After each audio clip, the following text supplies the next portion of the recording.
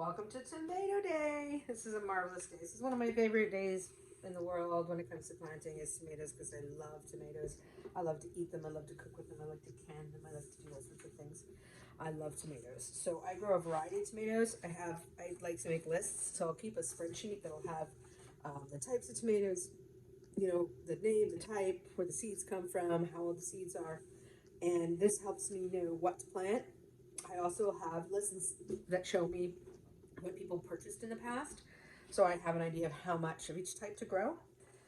And these are the types. This is a lot of types. Most people aren't going to need this kind of type, this type of variety, but I like to have things that people want. I have the things that I want to grow because I love the flavor. I love the fact that they produce really well. And then I have the things that other people want me to grow for them. And this is the variety. People don't need 8 types of cherry tomatoes, but I might grow 8 types of cherry tomatoes because some people are going to want red ones, other people want yellow ones, some people will like the mini ones, some people want ones that are different colors, variegate. So I'll grow a lot of different things. So here we have some of the um, best, I would say, tomato selection out there. I am growing heirlooms. Everything except for one type of tomatoes here are heirlooms. I don't grow hybrids except for the Super Sweet 100, which is a cherry tomato that a lot of people just love, kids love. It's easy and it's successful for a lot of people that are growing. So I do grow the Super Sweet 100s just because everybody wants them. Beyond that, it's heirlooms all the way. All right, now we're going to plant some seeds. So I have the Amana orange seeds here.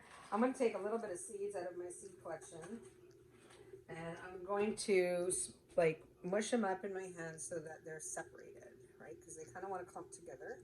So I want to separate them out from each other, right? And then, ta-da, I'm going to take them and I'm going to sprinkle them in this Amana orange section only. In the Amana orange section. Okay. I got a little extra soil I'm going to put on top. I'm going to mix this in a little bit. Just mixing it and keeping it in itself. You're not neat with this. Do this separated from each other with more space. And then I'm going to push down a little bit. That one's ready to go. All right, I'm going to show you one more time with the Balkanzobbers how this works. I'm going to take a little bit of seed. And I want to, people like the Balkanzobber. It's a nice little patio tomato that you can grow in a bucket or a pail or a little pot, and produces a reasonable amount of decent tomatoes. Small, but decent. So I'm putting all this seed in here. And then I'm going to mix the soil up inside of here so those things get a chance to distribute. I put some extra soil back here. I'm dumping it on top and just patting it down. That's it. Balkanzobbers away. All right, everything has been planted now. And what I'm going to do, now I'm going to give everybody a good spray. Now I ended up getting one of these really good spray things that you don't have to pump all the time. When you do this kind of thing on mash, you don't want to have to be squeezing the trigger every time you want to water. So you get one of these lovely containers. I keep it filled with water, and during those first few days of germination, until things really start popping, you want to keep things moist. You want to keep them watered from the top so the seeds surge up, so the seeds get the water, because the water is in the first, the seeds are in like the first 1.5 inches of soil, and that needs to get deep, right? Or 2 centimeters, maybe 3 centimeters at most into the soil, whatever system you're using.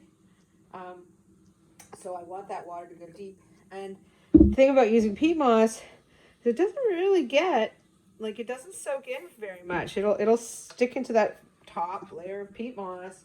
So you got to give her a good drink. Okay, especially when you first germinate. I will also lift out one of these and put a cup of water in there before I send these off.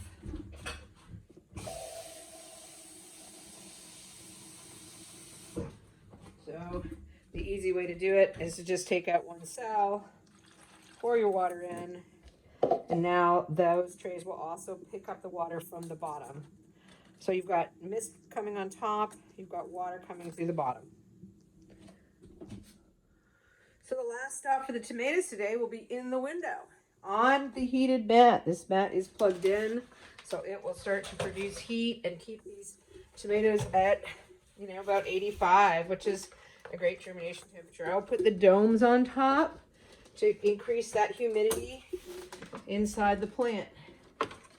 I'm not so worried about them getting light now as I am about them having the heat of the window to help the humidity. So I'll fix that. I'll go around and fix that. But there we are. Tomatoes are off.